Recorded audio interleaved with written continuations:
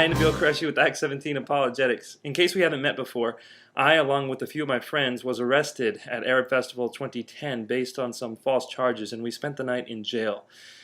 Now, as some of you may recall, immediately after getting released from jail, I posted this article on my blog. In fact, I posted this article within a few hours of getting out of jail, even before going to bed that morning. We told you that a festival volunteer had lied about us to get us arrested. Quote, at one point, we came across a festival volunteer who seemed to take issue with us simply being at the festival. We could tell he had a problem with us, so we asked, what are we doing wrong?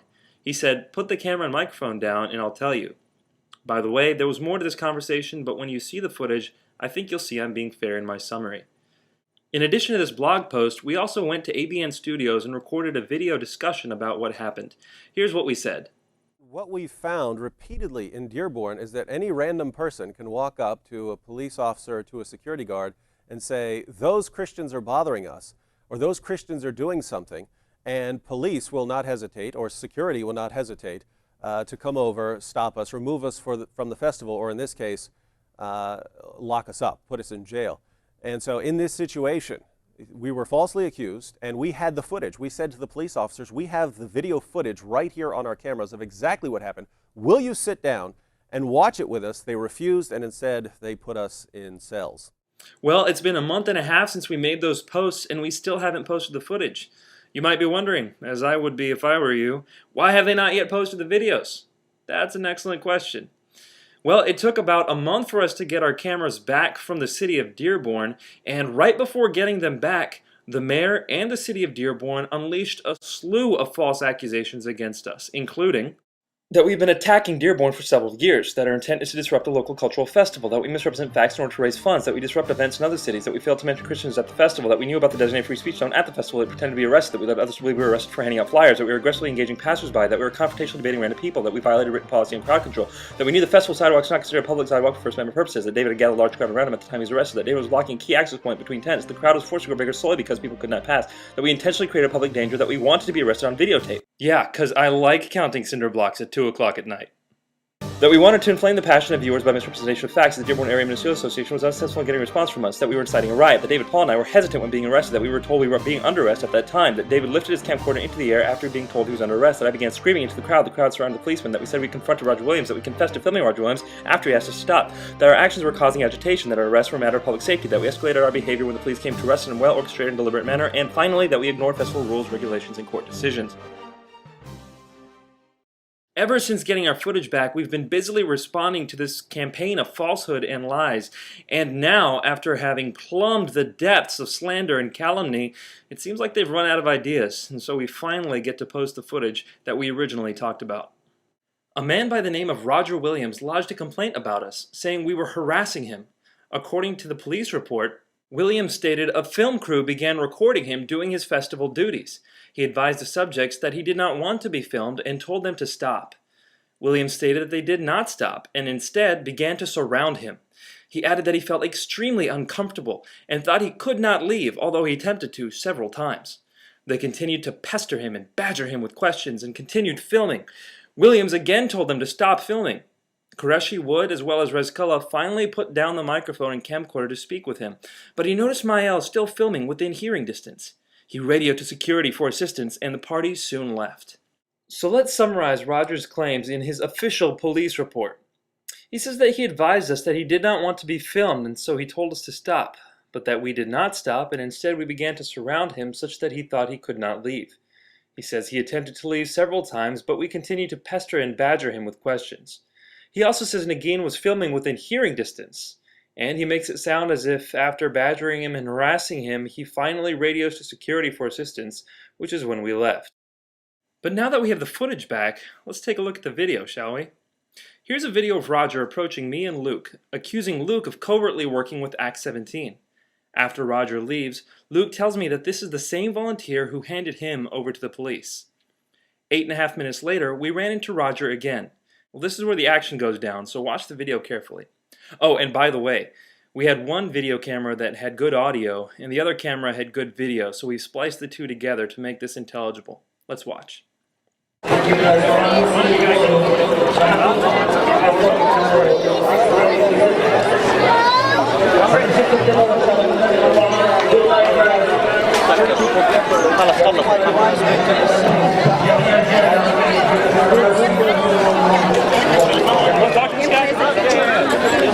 I'm not going to get. Hey, we're talking to him. We're having a friendly conversation. Good? Yeah. Okay, I just want to make sure he wasn't messing with you. Yeah, he's Okay. not. Listen, you don't have to worry about me messing with him. You need to worry about me messing with you. Okay. All right? Why is that? What are we doing? Guys. What are we doing? What are we doing that could cause a problem? Well, all right, now you're complaining. Complaining to who? Is complaining illegal? It's not even complaining. It's all right, guys. Security, this is Roger.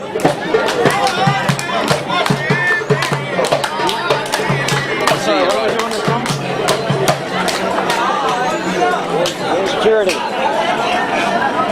Okay, so apparently we're doing something illegal. I'm waiting to hear what it is exactly. Nobody said you did anything illegal. Okay, I'm not doing anything illegal. Okay. But you were calling security on us for some reason. We had no clue why. Can you explain it to us? Why were you calling security on You us? turn the camera off. I'd love to. Okay, he wants to tell us we're doing something wrong if we turn the camera off. So I guess we'll turn the microphone off so we can hear. Okay, that's better. All right, it's off. What are we doing wrong? No, let's go. You want to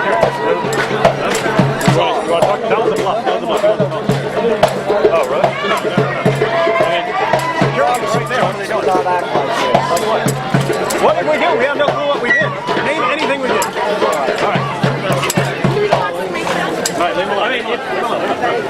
I want to hear what he has to say. That's the point. He's not going to say anything. I mean, you don't have to record this. I just want to talk to him and see what we did wrong. Want to turn it off? You can here. You take this. I'm gonna go talk to him. Okay. At this point, I go to talk to Roger without a camera and a microphone, just as he requested. But he immediately sends me away, saying, "Get away from me." I complied, and so there's no footage left to see. Wow. Let's see that one more time. Talk to this guy? I'm not going to get. Hey, we're talking to him. We're having a friendly conversation. Good? Yeah. Okay, I just want to make sure he wasn't messing with you. Yeah, he's Okay. not. Listen, you don't have to worry about me messing with him. You need to worry about me messing with you. Okay. All right? Why is that? What are we doing? Can it be any more obvious that his intentions were simply to cause problems? Then, after this segment of the video, we go on to show you that he did not advise us that he didn't want to be filmed. He did not tell us to stop filming him. At no point did we surround him, and at any point in time could he have left freely. He did not attempt to leave at all, and we didn't pester him and badger him with questions. We just asked him what he meant by something he had said. Nagin was filming behind multiple tents, and there was no way at all that she could have heard anything that was being said. In fact, here's a clip of her video camera and what she could hear.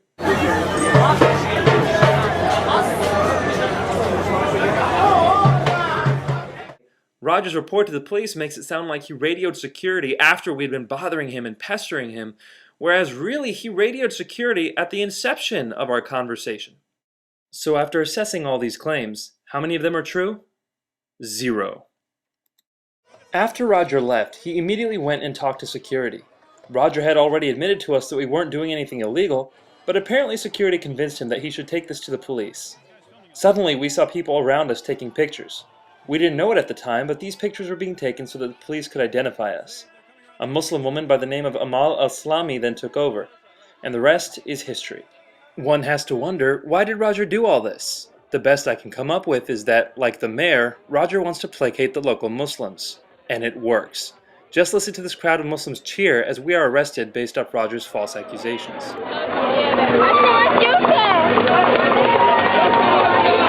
Also notice, we approached Luke, not Roger, and asked him if he was okay. The reason we did this is because we've noticed something strange happens in Dearborn. If Christians' rights are trampled, it seems as no one seems to care. Last year, when many Christians had their rights trampled, no one came to defend them. Then Mary Jo Sharp, a believing sister, was physically assaulted by security guards, and virtually everyone left her undefended. This year, after our 18-year-old sister Nagin was physically and illegally detained by police, we again see the people of Dearborn saying virtually nothing. It seems like no one there seems to care about the rights of believers. Well, we care, And when we see the same man who had harassed Luke just moments earlier approaching him again, we were worried and we wanted to see if he was okay. So why did the police ignore us? Why didn't they just look at the footage? Well, I think the answer is clear. Because they wanted to get rid of us. Well, how do we know this? Just look at the police report. The police lied about what we said, including that we confessed when we hadn't, among many other distortions. I sense another video coming here. Amal al-Islami, the person listed in the police report as the #1 witness, contradicts herself. At first she says she saw the whole thing, and later she says she doesn't see anything. In actuality, all she does is come by and take pictures of us, as you can see in this clip here.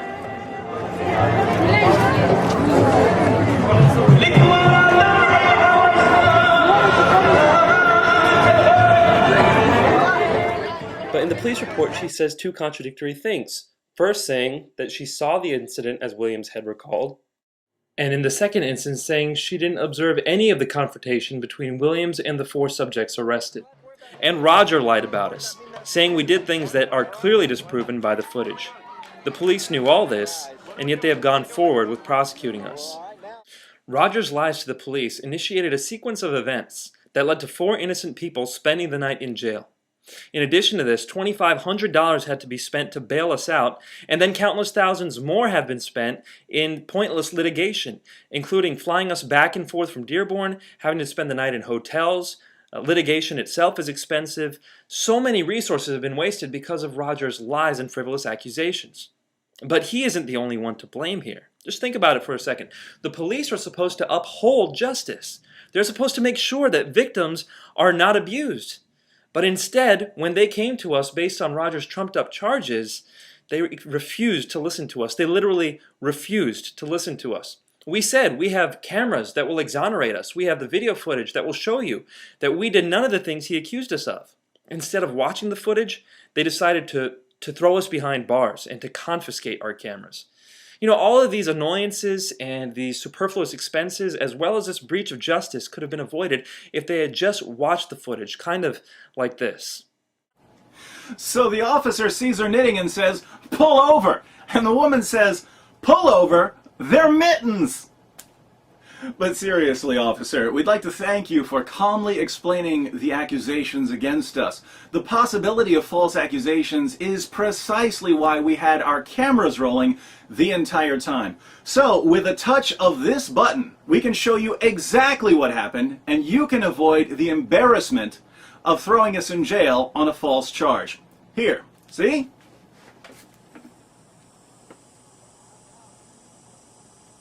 Would have been nice if it worked out that way, wouldn't it have been? But it didn't. The police were not interested in hearing us. They weren't interested in upholding the truth.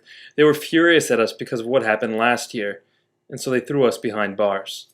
All we did was go to a booth that invited us to ask questions, and we asked a question of the Muslims there. We were ultimately abused because of it, and so we showed the world the abuse, and now the city of Dearborn is furious at us for standing up for our own rights. So this year, they locked us up on false charges, knowing full well that those charges were false. Their point? Don't come to Dearborn and even potentially offend the Muslims here. Our point? Well, we're not going to stop standing up for the truth. First and foremost, the truth of the gospel, that Jesus Christ, our God and Savior, came to this world and died on the cross for our sins, and he then rose from the dead. This is the truth we will go on proclaiming to anyone, anywhere, because it is what we've been commanded to do, and it is our life's purpose. But we will also defend the truth when Christians are being harassed and their rights are not being upheld, anywhere, be it in Dearborn, outside the United States, anywhere. This is Act 17 Apologetics.